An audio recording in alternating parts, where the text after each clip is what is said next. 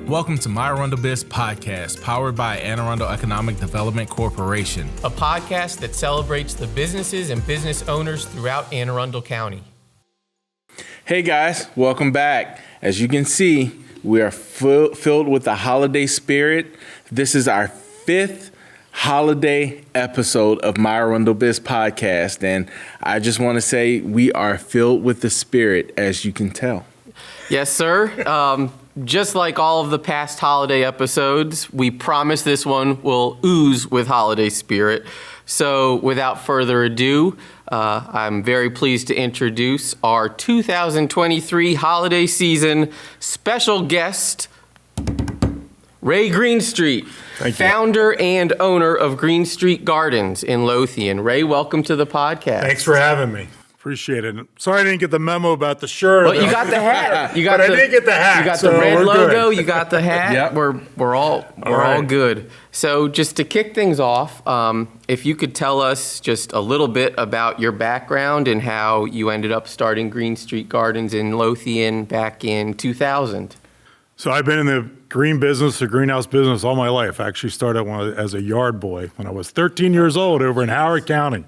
And I guess I was never smart enough to get out of it. And worked there for a long time through high school. And then right before I went to college, I worked for a big interior scaper over in Burtonsville, Maryland. Did a lot of work in D.C. Went away to college, got a degree in horticulture, and came back, worked for Ball Seed, who's one of the industry's breeder and really a worldwide broker. And then my wife, we moved up to Long Island, and I was a sales rep up there, and love Long Island. You know, always said I'd never move to New York, but I was wrong. We had a great place at the end of the island, and I was on the road, 6-7 days a week. And I promised my wife and our young kids that we would eventually come back to Maryland because our family and friends were here. And so I had an opportunity to buy. My wife and I bought a business, Windermere Greenhouses, which is down in Lothian, back in 2000, and we moved back. And we love being in Anne Arundel. We love Southern Maryland, and of course we love Annapolis as well. So we're super happy. Awesome. That's great. So now from your website and from your social media, we've seen that you guys have grown a ton.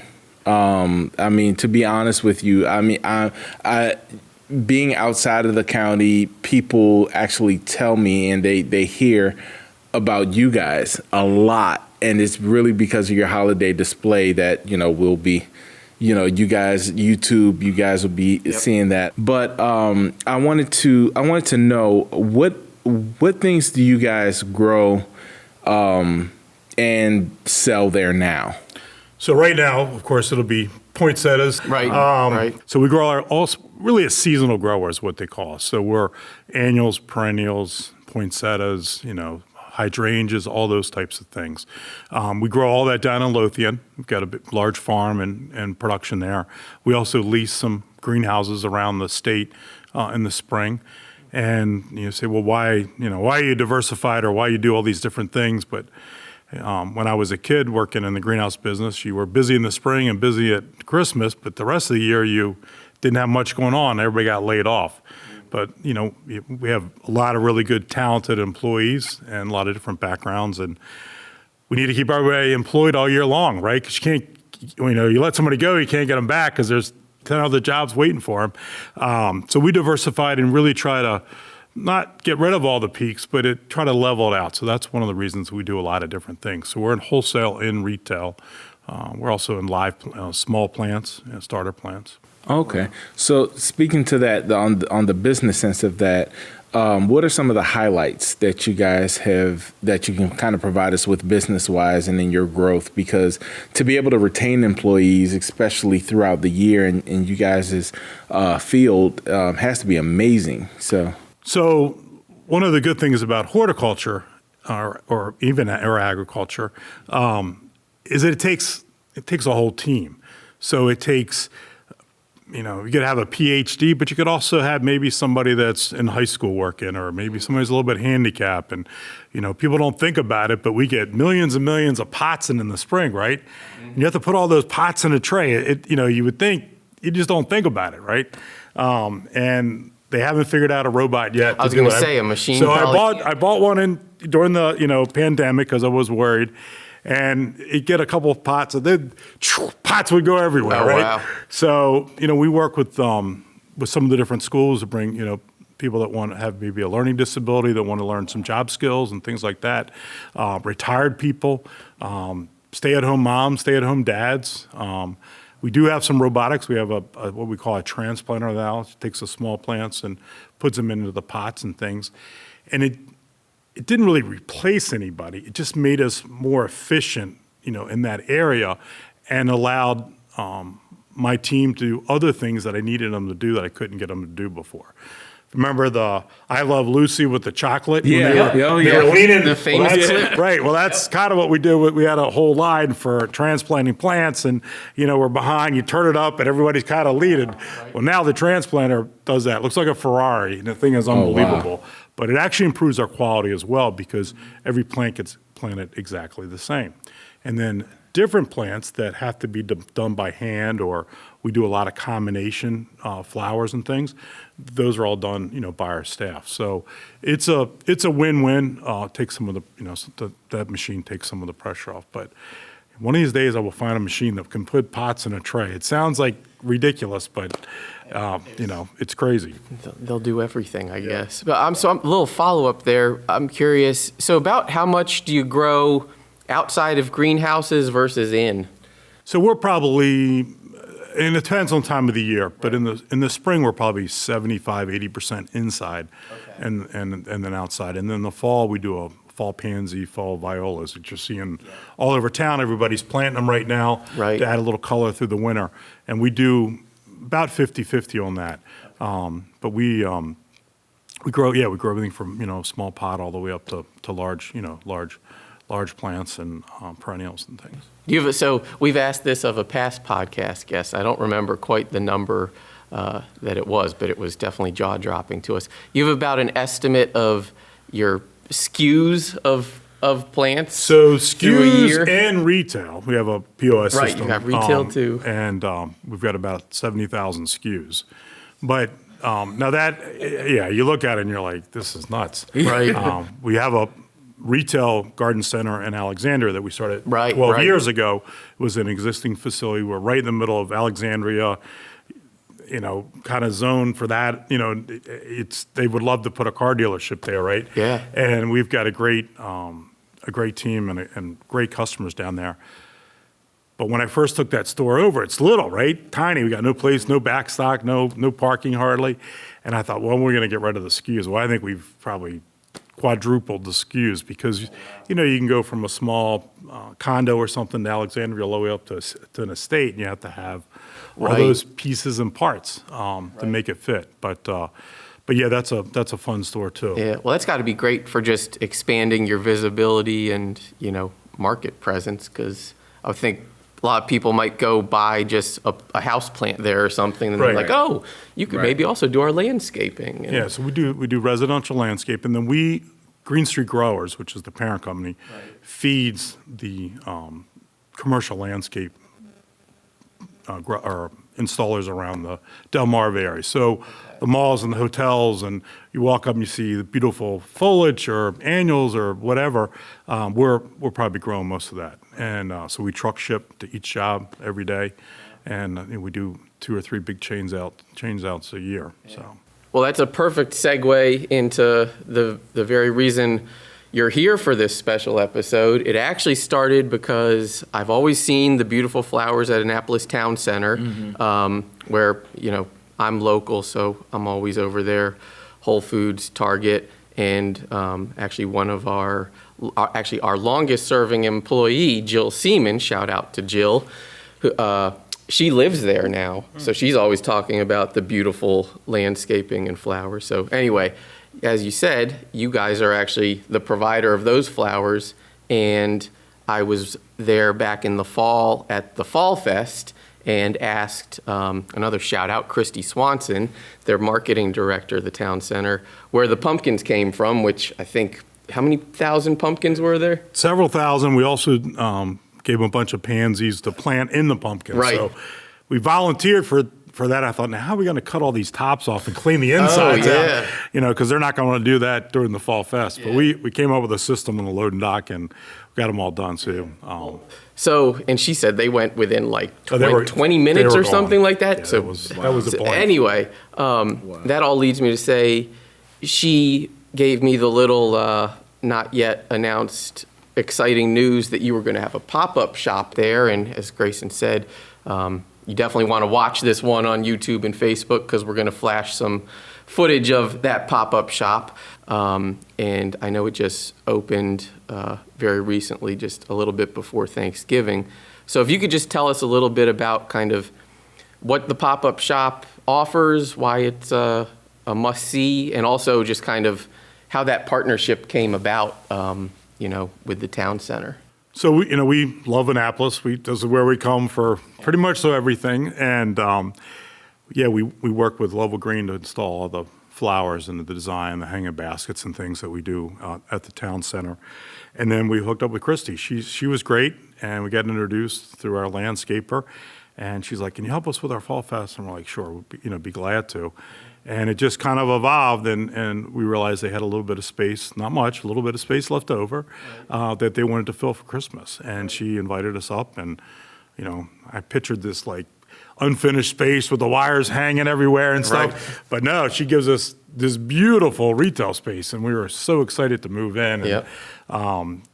We've been up there we were up there most of October trying to get it merchandised and set up, and we opened, I think, 2 Fridays ago, and we're super excited to be there. And it's been a lot of fun you mentioned social media. How many customers that, follow us and support us actually, I'm going to go to Annapolis today, even though they were from South County. So, right. And also customers that, drive from Annapolis down to Lothian, which isn't a real far drive, but a lot of people think going to South County is like way away, but it's really not. We're like 15 minutes. Yep. Right. It's been a big support, and all the staff at Annapolis Town Center has been just phenomenal to work with, and very welcoming, and anything that we need. So we're excited to be there, and it's a little footprint of what we do in Lothian and Alexandria that we're bringing to Annapolis. We'll start bringing some, we've got foliage up there now and some house plants, but we'll start bringing in fresh poinsettias and some greens, and we're going to do a couple wreath making seminars in the town center, and really want to be part of the community. We started working closely with Annapolis a couple years ago. We started doing all the hanging baskets through the town. And downtown as well. Downtown, yeah. Okay. And working with the arts group and all those people. And we just converted this past year to I hate to say it, a self-watering basket, but it's actually a basket that holds like 4 gallons of water. So the baskets went crazy this year. Took a lot of the stress of the summer off, and they didn't have to water them quite as much. How big are those? So it's really a 22-inch basket. It's big because it's got this huge tank. It's got a 4-gallon tank. So, I was kind of like, okay, hopefully we don't pull any light post over, but no hurricanes. Because it's got some weight. But they've done really well. We do thousands of baskets through the Delmarva area. Some rotation down in DC. We do all the ones down at the bid and things, and it really adds to a community and to a town, right? Because it really focuses the boundaries of what's going on, and that business has continued to evolve and grow. We grow them all in Lothian, and we come up with the designs and sun, shade, what colors you might have involved, and so we've been trying to get closer to Annapolis, and the whole town center piece just really kind of fit right in. As we were saying, that's obviously a win-win, because you guys are probably reaching some new eyeballs there, and the town center is, even on a short term, filling what would otherwise be just a boarded up right front well, facing. not boarded up. I mean, there's a lot window, of that. But dark windows. An empty spot. So that was a really cool partnership to hear about. And why is the holiday season also a kind of special time to make a trip down to Lothian and visit you there? So we have a greenhouse and a gift shop there. Friday night, tomorrow night, we're going to have a big open house. We support the chamber, right, and we do a wine tasting fundraiser.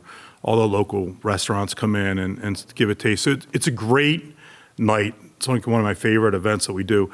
You dress up a little bit, a little bit nicer maybe, and we have a photographer there, and you bring your wife or partner there, and have a little good cheer. It's a nice way to kind of kick off the holiday, and you'll see the poinsettias and all our different cool gift items and decorations. Christmas is really one of those holidays that it's kind of taste, feel, and also a lot of memories. So it's important for your family to continue to build those memories. So we have Santa Claus there. He comes right after Thanksgiving, and we actually answer every single letter that a child leaves for Santa, and we mail them from the North Pole. I mean, we meet kids. Santa, it's an email type thing that goes on, They're Santa ambassadors. Exactly, that's so what that is. What it says, so the letters come back from the North Pole. Thank Wow. you. That's There you awesome. go. And they're all stamped, and it's a neat process. So as long as we can read it, we can answer it. Right. So we're a big help for Santa on that. So it's important. Christmas has always been really special to me and my family, and it's just a nice way to build some memories. We do a large fall fest. We're open mid-September through the end of October, and that's a great family time. And it's important for agriculture and agritourism to get people out on the farm so they can see where things are growing and how they're growing, get some memories, take a ton of pictures. We tell everybody we'll come out and enjoy the day. We'll send your kids home tired and dirty, and we guarantee most of them will be asleep in the car before they get to 258.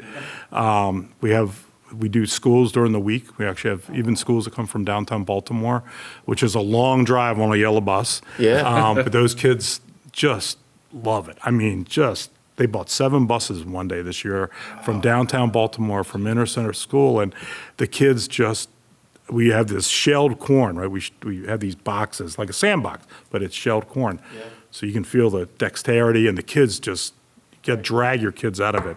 Right. And all these kids from downtown Baltimore, there's stuff in the corn in their pockets and in their shoes, take it back home, and they had a good time. But and then we do a lot of local schools. We do a little bit of education, try to teach kids about pansies and planting and stuff. But it's really to get out and experience. Like you said, they'll all leave with memories, so that's great.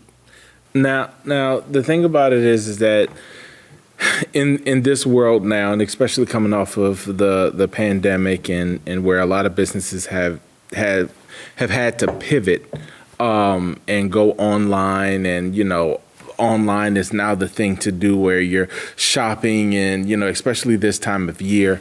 Can you let us know just your take on why is it so important for people and for the viewers and listeners to shop local this Christmas? It's one of my big things. Shopping local is super important. The dollars that you spend locally stay in your community. And that helps fund, the Boy Scout troop, or maybe your kid's baseball team or what have you. And I have a challenge for everybody that's listening today or viewing today. And if you can just take away half of the orders that you order from Amazon and go get those special gifts at the different garden centers and the small pop-up shops and all the other great shops that we have in town. And one, I think that gift means more to you and more to the person that you're giving to them. And you're keeping those dollars in the community, which is just so important. I travel around the U.S. and other parts of the world looking for plants and resources and things. In some parts of the United States you go to, it's all box stores. There is no mom and pops anymore, which is just, it's hard to believe, but it really is, it has happened.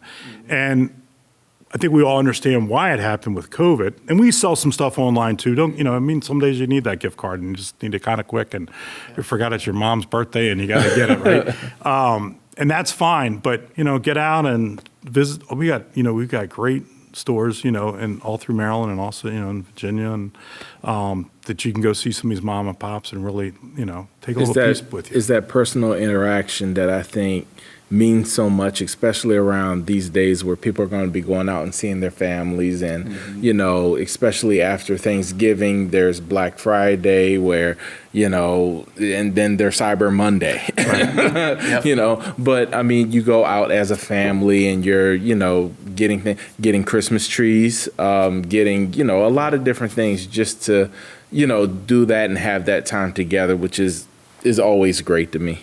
Yeah, it's that, you know, it's that touch point, and moderation, you know, you do a little bit of both. I mean, you know, that's life. And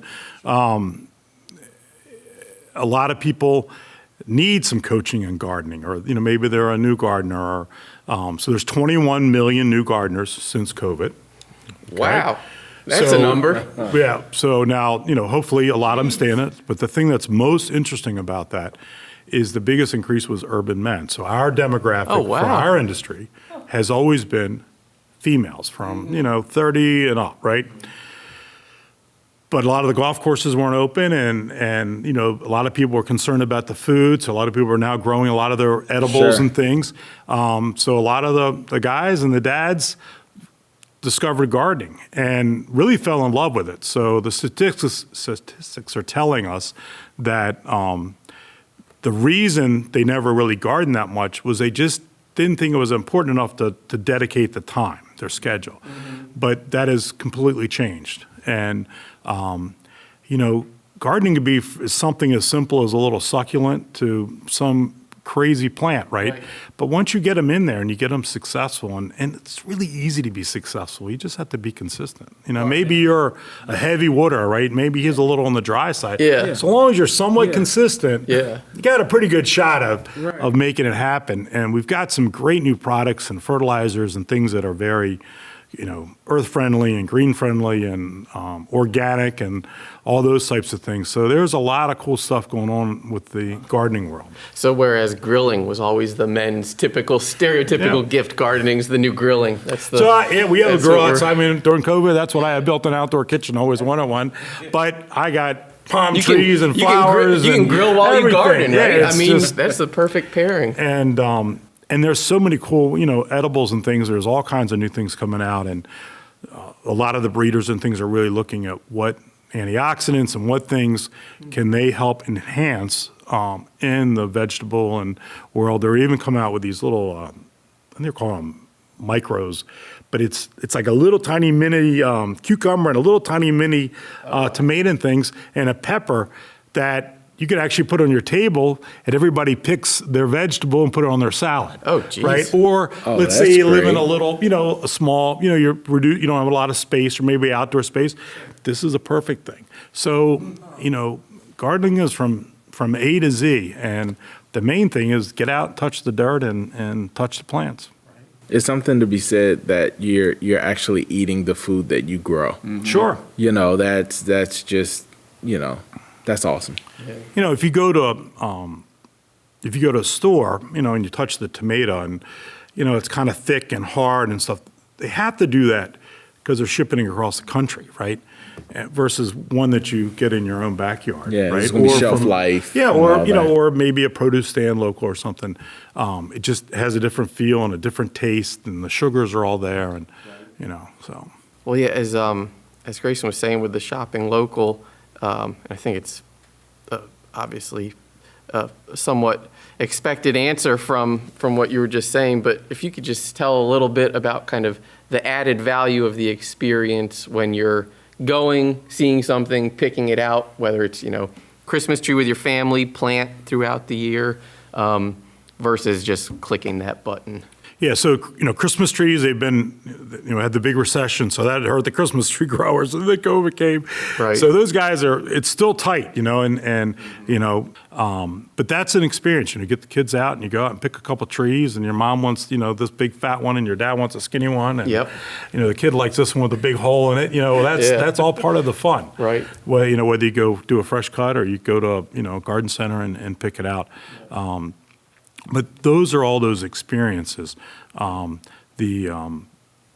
finding that kind of special gift, you know, we got into pets, so a lot of the local pet stores closed. So everybody brings pets to the garden center, right? They bring the kids and the dog. So you're or they just fully bring the dog friendly. Oh, absolutely. Put that out there.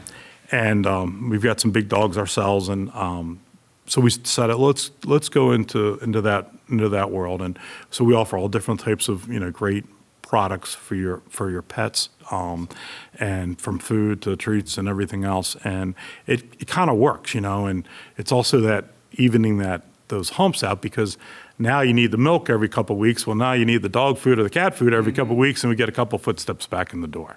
But I don't know about you, but I get excited when I give a gift to my wife or my family that I picked out. I was like, oh, that's perfect for my wife. Or she's going to love it, right? You saw it and you thought of the person. And you have to touch it, Yeah.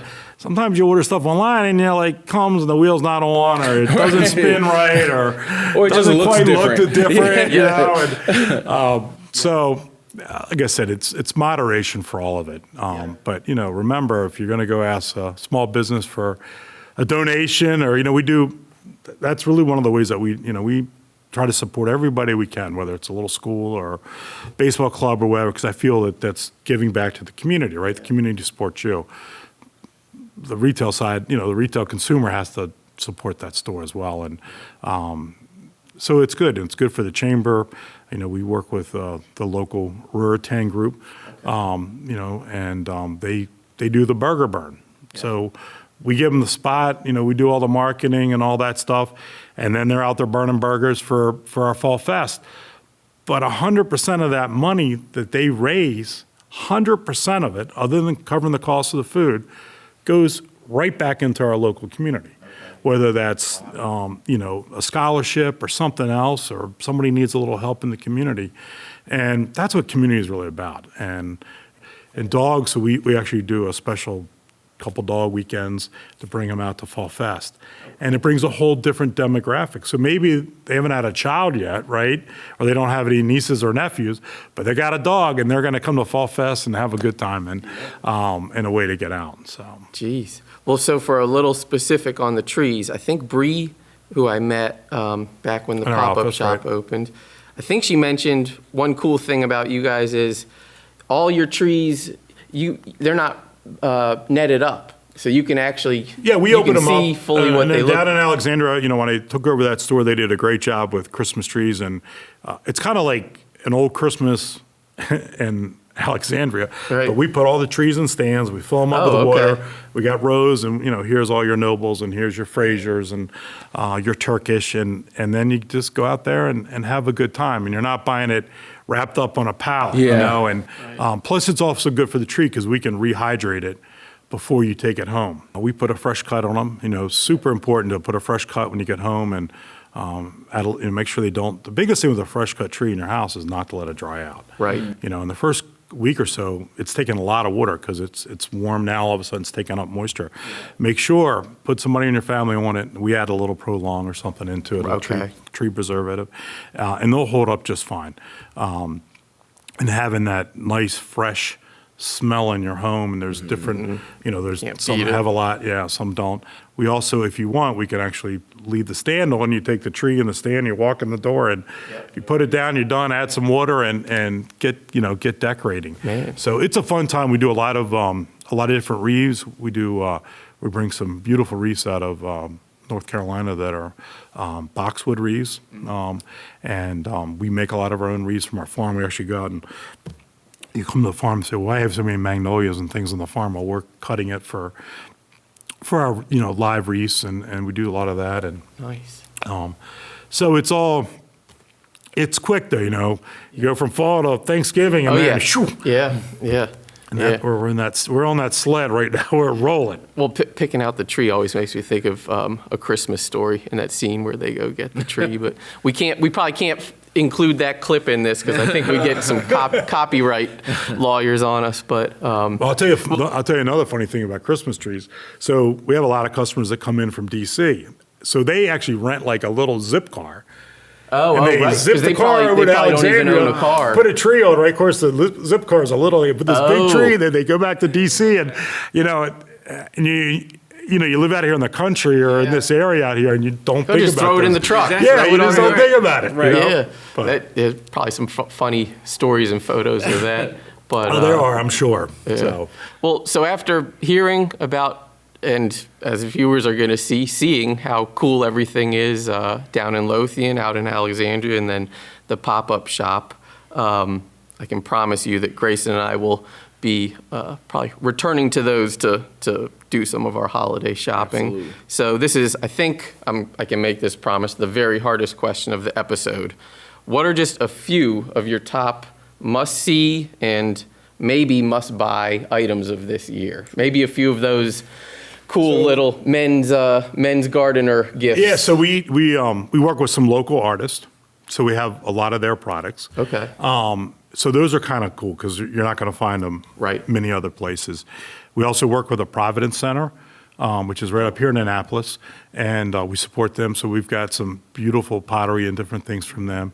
And then, we send a team out in January because that's when you have to start buying and looking for Christmas. And, there's just all different types of things that we get. We do try to have, gifts from, the kids all the way up to the dads and the moms and grandmothers and And the things. dogs, obviously. And now the dogs. Yeah, we got plenty of, the dog is going to, so I have a big Rottie and I have a beautiful golden retriever, and they are the best fed dogs in Lothian, probably the best fed dogs in Maryland. So you get to test all the new foods and, and things that come out. They're not overweight, but they definitely. Hey, you don't have to pay them. So they definitely have a beautiful coat, but we get good feedback. It's a good trade-off. We try not to bring anything, from China or anywhere. We want to bring, things that are made in the U.S. and that we know that are true and healthy for your pets, because it's important. Your pet's a big part of your family, and the healthier life that you can provide them. And I keep thinking about doing a video. My wife thinks I'm nuts, but I make my dog and they eat a little bit of raw, and I put some carrots and a few blueberries in their bowl every morning, and they just go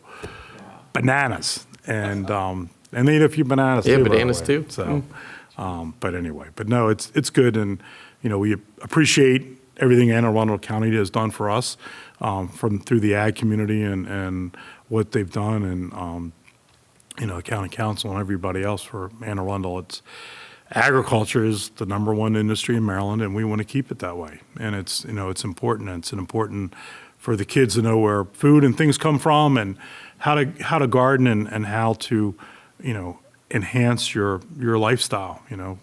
So remember, every dollar you put in your landscapes immediately comes back in the value of your home. So to wrap things up, you are a great example of a very successful businessman and business in Anne Arundel County. I do want to know, though, with this time of year, with everything going on, with all the stuff, because, I know you guys are busy, all of that, what are some of your top tips for business owners to kind of relax this year? Don't give up. Yeah. You got to start at the top. Like I said a little earlier when we were talking before this, that you really have to start at the top and you kind of work it. And you ever watched Apollo 13, and that guy goes, okay, this is all the stuff we got to get these astronauts back, and work it. Just work the issue. Things happen, somebody wrecks a car, or somebody drives through your door, or, there's a million things. The heater doesn't work. And if you're going to be a business person, you have to understand that. You also have to understand the community, and also you have to understand the government in your community, so that you can work with it. But you just get up every day and pull your shorts up and your pants on, and one step at a time, and you just keep working at it, and it will get better. 3 o'clock in the morning, all the boxes are going off in my head, and I get in the shower and relax a little bit. Yep. Take a breath, go for a walk, Yep. and you'll get it done, this morning I had a customer call from Alexandria. She got to the store early, for some reason our cashier wasn't on and didn't treat her the way she thought she treated. And, I say, this is probably not politically correct, but step in front of the bullet. I'm like, I'm sorry it happened. Did you get your soil? And she's like, no, I just left. I'm like, well, where do you live? She's like, right down the street. I'm like, all right. 5 minutes later, I got a bag of soil delivered to our house. Right. And, you have to take care of it. You can't run and hide. And I try to teach our young people and people on our staff, it is customer service, and just fix it. It's not brain surgery. It's plants and farming and agriculture. we can fix it, and sometimes customers come in like, oh, that plant died. Well, you're looking at it, they didn't water it for 2 weeks. It's been 100 degrees. Right. Give them another plant, give them a little advice, fill this up every day and dump it on there, and give them a recipe. This is a recipe for success. And I tell our customers and our employees, success grows here. And I don't want a one-time, customer. I want somebody that comes back every year, and every year their knowledge grows, right? You can go buy an iPad. As long as you got it charged and you got it Wi-Fi, that sucker's going to run, right? So it's super easy. Plants and other things are a little bit harder, but we need to give them all the parts and pieces. So whether you're a bakery or a restaurant or what have you, and I love to eat, and go to a lot of local restaurants and try to make sure that, give them a little feedback in your customer, in your chamber, so that customers keep coming back. Right. All of us make a mistake, but get out there every day, just keep working at it, and put a good day's effort in. So I don't know if that answers your question or not. That's powerful. 'Cause absolutely. What we keep here, keep your customers happy, because A, like you said, they'll keep coming back, and B, they're the ones that are going to spread the word about where to go to get your plants. Or worse yet, where not to go. Well, that too. Yes, exactly. Or if you have a bad meal or what have you. And as we keep going back to, they can, if the power of social media, they can put it out there, whether it's good or bad. So it's definitely powerful. But we like to have feedback. It's good to get feedback from customers, and maybe some things that you like or don't like, or things that you can't find that, we try to find for you. And Well, speaking of that, just to close up, if you could remind everybody that's viewing or listening where they can find Greenstreet online, and also social media to keep up with everything you got going on and everything that you're offering. So we're all over, of course, the social media, Facebook and Instagram and things. Our website is greenstreetgardens.com. Yep. And our wholesale is Grow Greenstreet. And if you go there, you can pretty much get over. My wife and Bree, you mentioned my wife Stacy, she does a great job. And 2 o'clock in the morning, she'll be ribbing me in the bed saying, "Oh, somebody just put this question up." We have in the dirt is our email for questions and stuff. And I'm like, I'm answering a hydrangea question at 2 o'clock in the morning. But, she does a great job with it. Bree does a great job with it. And then we have a lot of our staff. We use Slack, so we post a lot of information up there. It's a way we have 175 employees across the company. Geez. So it's a way for us to really communicate, and we encourage all of our customers and our employees to put a lot of photos up on Slack, and then we can use them for social media and stuff. And, it's super important. It's important, and just how powerful that tool really is. So. Right. Awesome. Well, thanks for joining us again for this awesome fifth holiday season episode. Awesome. Yep. And just for people, another plug to make sure you view this one, we're going to close up and say happy holidays. Happy holidays. Merry Christmas. Happy all the holidays. We'll be lit up all year. Look at us. We hope it's a beautiful one to you and yours. Thanks for listening to and learning about another great local business on the ArundelBiz podcast. As a reminder, you can watch this episode, past episodes, and all upcoming episodes on YouTube and Facebook, or listen to them wherever you get your pod. And last but not least, be sure to follow us on Facebook, Instagram, and LinkedIn to stay up to date on the latest business and economic development news, events, and opportunities in Anne Arundel County and beyond.